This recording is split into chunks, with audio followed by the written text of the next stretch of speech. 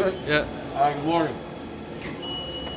So, we're going to go over some of the most basic features that we use here in the class. So you understand what each one does. So as of right now, we're powering up the HAAS machine. There's going to be some operating system errors that we're going to have to troubleshoot, that we're going to have to clear out so that the machine works properly. As you can see here, we have alarm servos. It's basically easy to get rid of. All you have to do is reset it and it'll go away. But we have a cycle door system message here, which basically is telling me that these don't work right here. So when you close the door, the machine's not going to operate. So in order to get rid of these, you would go to settings graph, type in 51, and then hit down on the cursor. You can also hit enter. However, down on the cursor will take you straight to the code that you're looking for. As you can see, it says off. We're going to override this by putting it on. We're going to come down to the bottom right and click enter. And now you'll receive a message on your screen. You press yes to continue, and you can see that it's now on. So once it's on, and we're done with clearing any messages we have on the screen, we're going to go ahead and hit the power restart. It's going to take the machine to its machine zero. And you can tell here, that the machine is now putting itself at its basic machine zero. So I'm going to go ahead and insert this USB real quick so the programs can start loading up. For this particular machine, it's done on the right hand side.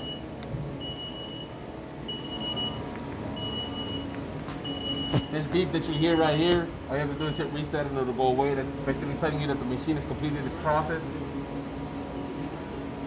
If you want to check if your USB is loaded already, you want to hit list programs. And it'll bring you to this top screen where you have these different tabs: memory, USB, hard drive, floppy, and next share. Alright. Obviously we're talking about the USB, so we're going to go ahead and get to this tab right here. All you have to do is hit right on your cursor. And in order to enter that tab, you're going to press down on your cursor. There we go. And now it's loaded in. So now you can see your different, you can scroll either with your rotator or with your cursor to choose the program that you want to. Once you find a program that you want to load in, you press enter at the highlighted program, and you'll see that there's a red check mark right next to the name. You press F2. It tells you right here. If you're confused and you can't remember, you press F2, and this action box will come up asking you where you want to send this data to. So we're going to choose memory because we want to run a program. And it's asking me if I want to overwrite because currently there's already a program in here with that number. So I say yes. You'll see here in the bottom left-hand corner, you need to look for this done. If it doesn't say this done, it's going to give you another error. But if it does say this done, then that means that it successfully transferred from the USB to the memory. And if you want to verify, you can come back up to your tab, cross over to memory. Again, pressing down on the cursor will enter you into the memory tab. And you can look for this program in here. We're looking for 027331. It's right here. The icon, the A.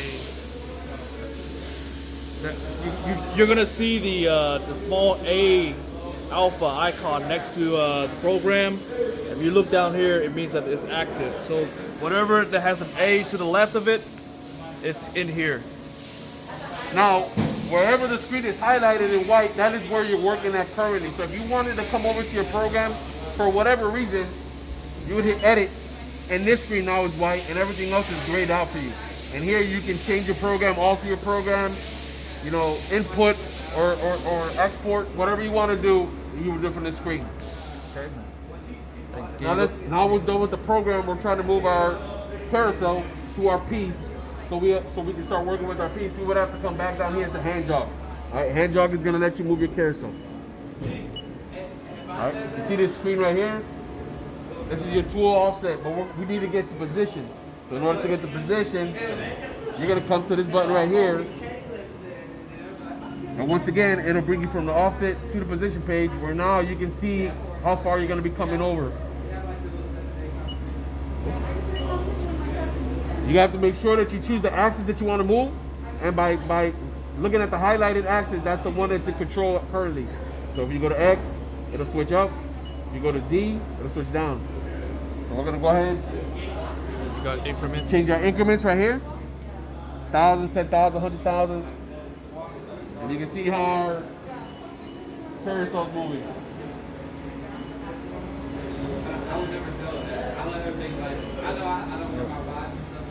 You can talk briefly about offsets. So once you have turned and faced your piece down and you're ready to run your program, prior to running your program, you're gonna have to go ahead and set your offsets. And in order to get to this page right here, again, right next to the position, you'll see the button that says offset. It'll bring you up here. And then setting graph. Oh. So again, as I said again, in order to get your program, you're gonna go ahead and edit. It's gonna bring you to this page right here. This is where you want to go if you want to run your program in a simulation on the screen, so you can see where your cutter is gonna be traveling. So while you're here, you're gonna hit setting graphs, and it's gonna take you to a page just like this, a blank page with a big square. And you're gonna go ahead, just for security, just for safety purposes, you're gonna keep your hand on here so the carousel, if it moves, you can stop it. But you can run the program in its full entirety, or you can slow it down by hitting this button right here. It's called single black. And basically what that means is, as you can see, it's right here. Basically what this means is the program will run, but I have to hit the button for every cut that it's gonna make, so that I can control the machine without crashing. All right. As you can see, it's coming in now. Dotted lines means G00 is just a rapid movement from point A to point B. And a solid line, as you can see when it loops, I'll slow it down for you. If you want to slow down your simulation, if you look here, you have some codes. F4 for faster, F3 is for slower. So you can slow it down, and in increments of 10%, it'll slow down the speed that it's going to show you the simulation on. We'll go even slower. We'll go at 10%. See how slow it goes? And it shows you.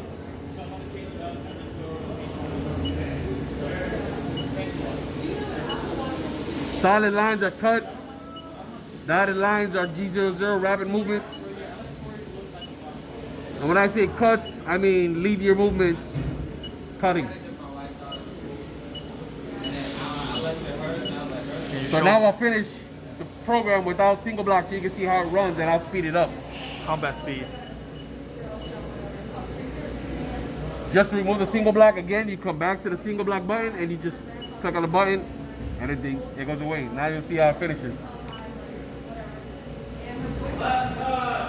I like to do everything with single block personally because I can see where the cut is going and I can see if it's going to hit my piece or travel to the far left and hit my chuck.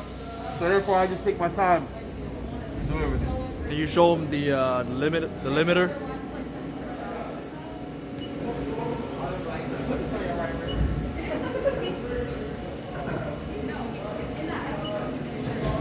Okay, so in your machine you can create a parameter to your left so that your piece doesn't go into the chuck. Let me get the cutter.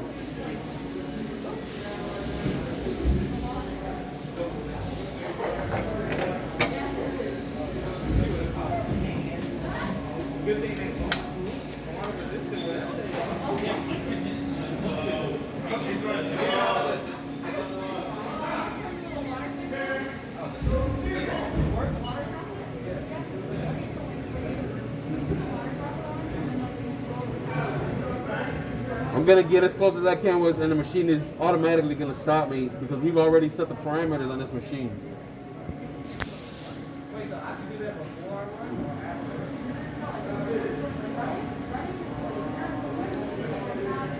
That's as far as it'll go manually. So as you can see, he's still spinning the handle jog handle, and the Z-axis won't move anymore. Now, mind you, even if you set parameters on your machine, if you write a code that tells the machine to go left, we have had instances here in the schoolhouse where this literally traveled into the chuck, and it disregarded the parameters that we had already set. So just be mindful and always run the setting graphs your trajectory so that you can understand where your bit is going to go. And how do you set that? Parameter? Yeah. Oh, that's That's something else? Okay. That will be done in another video. Thank you.